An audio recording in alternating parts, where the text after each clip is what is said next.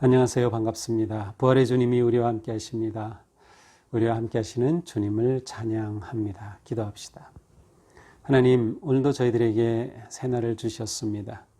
오늘도 저희들 주님 의지하겠습니다. 또 주님 말씀으로 새 힘으로 새 힘을 얻어서 오늘 열심히 또 믿음의 길을 걷겠습니다. 함께하여 주시옵소서. 예수님 이름으로 기도합니다. 아멘. 네, 오늘 말씀은 창세기 44장 14절부터 34절입니다.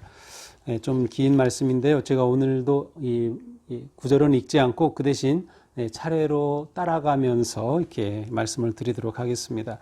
자, 오늘 말씀을 우리가 이해하기 위해서는 어제 그저께 말씀 제가 이제 영상으로 올리지 않았기 때문에 그 말씀을 좀 잠깐 보아야 좀 연결이 될 것 같습니다.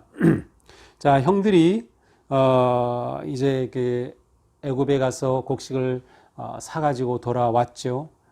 그런데 그때 정탐꾼이라고 하는 그러한 뭐라고 할까요? 의심을 받고 그들에게 있다고 하는 막내 그 아이를 데리고 오면 너희들이 정직한 확실한 사람이라는 것을 인정해 주겠다 하는 그러한 약조를 받고 가나안에 왔습니다. 근데 아버지 야곱은 이 막내 베냐민을 계속 애굽으로 가는 것을 허락하지 않죠.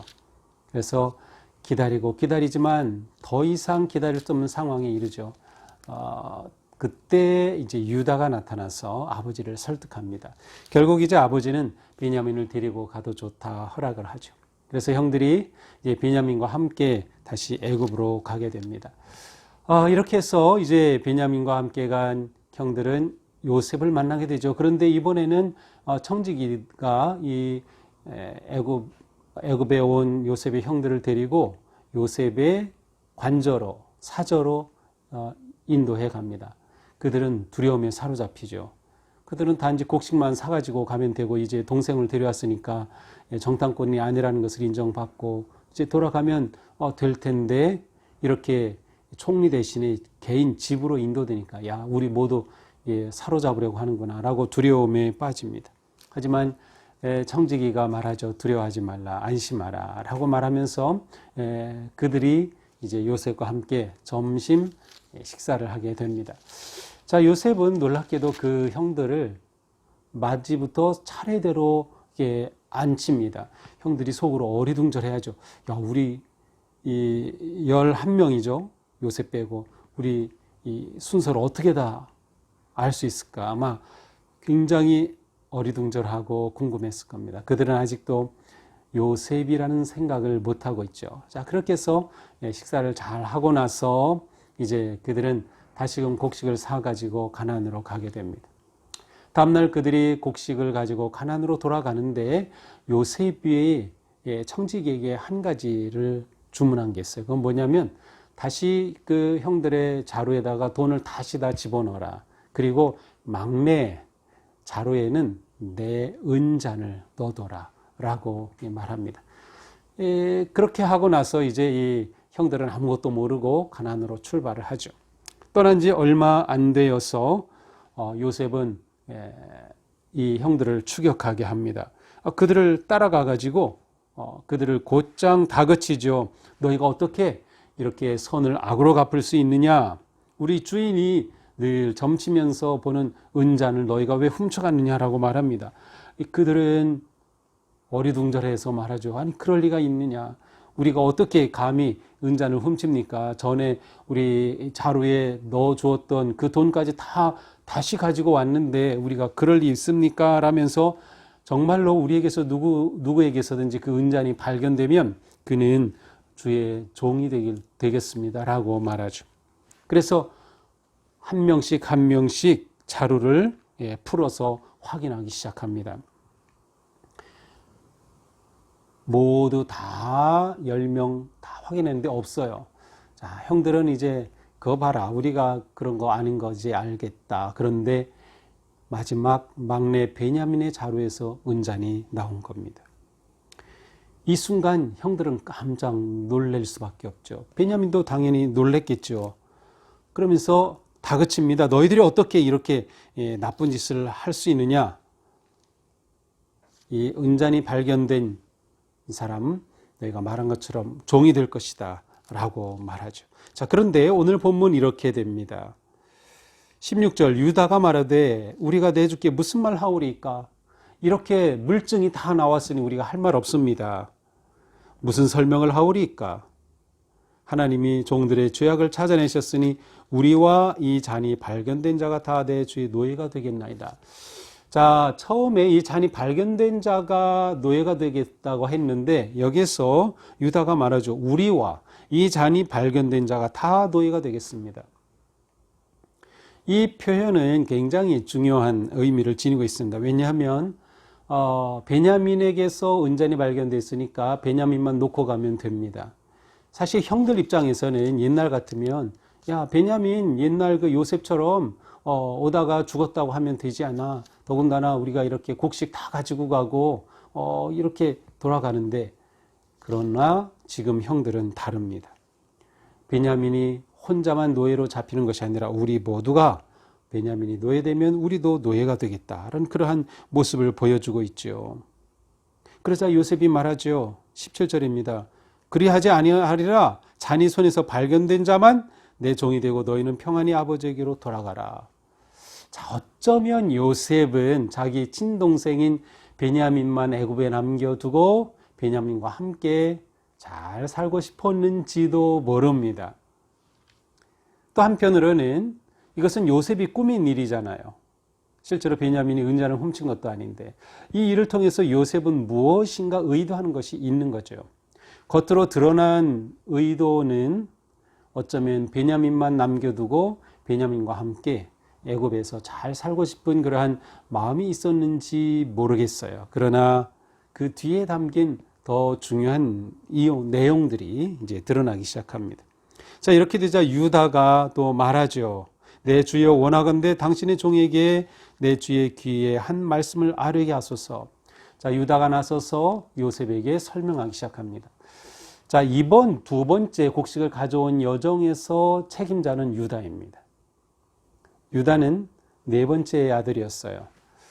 유다가 아버지를 설득하여서 제가 책임지겠습니다. 제 목숨 걸고 베냐민을 다시 데리고 오도록 하겠습니다. 라고 해서 이 두 번째 여정이 시작되기도 했고요. 그리고 유다가 나선다고 하는 것은 이번에 모든 책임을 유다가 맡고 있다는 것을 보여줍니다. 유다가 이 형제들 가운데서 어떠한 그 리더십의 그런 모습으로 조금 부각되는 것을 우리는 느낄 수가 있어요. 유다는 아주 논리적으로 설명합니다. 우리가 저번에 왔을 때 요셉 당신 주인께서 우리에게 아버지가 있느냐 동생이 있느냐 물어보셔서 우리가 그렇게 대답했는데 우리를 정탐꾼이라고 하였고 그것이 아니라는 것을 증명하도록 그 동생을 데려오라고 하지 않으셨습니까? 그래서 우리가 동생을 데려왔습니다. 근데 그 과정에서 아버지가 이 동생을 보내주지 않으려고, 동생과 아버지는 한 몸입니다.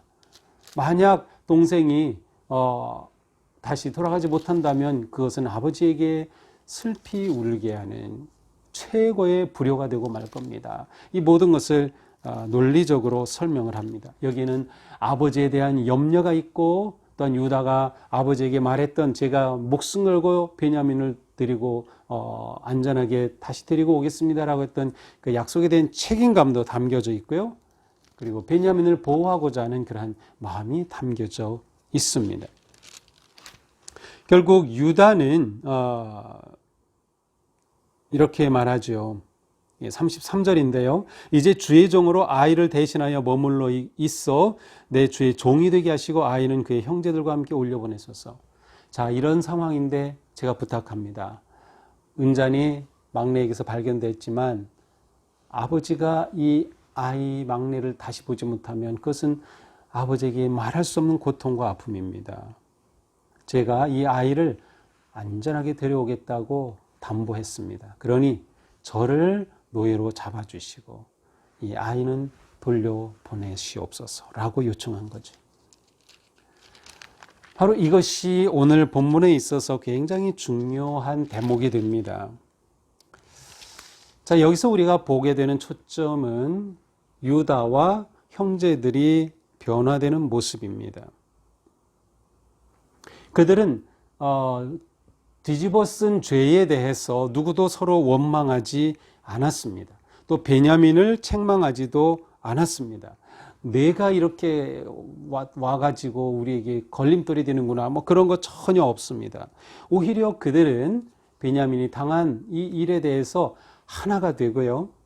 내가 잡히면 우리도 여기 잡혀 있는 거다. 그리고 유다는 더 나아가서 나를 노예로 삼으시고 우리 형들 그리고 이 베냐민은 돌려보내달라고 요청을 하고 있죠. 자, 여기서 우리는 유다와 형들의 변화된 모습을 보게 됩니다. 그들은 예전에 요셉을 팔아넘기던 형들이 이제는 아닌 것 같습니다. 기근이라고 하는 고난의 위기를 통해서 그리고 애국까지 오고 가는 그러한 함께 고난을 지내는 그러한 과정을 통해서 그들이 변화되었던 것이죠. 결국 시험은 그들을 성숙하게 하였습니다. 그리고 이 시험은 그들이 진정한 가족 그리고 형제애를 되찾도록 한 것이죠. 고통을 함께 나눌 줄 아는 유대감이 형성이 되었고 그리고 자신들의 삶이 서로에게 힘이 되는 그러한 모습으로 변화된 것입니다. 아마도 이것이 요셉이 기대했던 것이 아닐까요? 다시 말하면 요셉은 이 일을 전체적으로 꾸미면서 정말 형들이 어떤 사람인지를 보기 원했을 것 같습니다.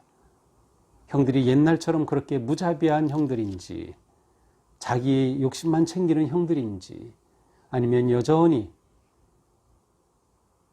그 모습을 가지고 있는 것이 아니라 변화되어서 자기 동생 베냐민에 대해 어떻게 대하는지 그리고 이 상황에서 그들이 어떻게 행동하는지를 보고 싶었던 것.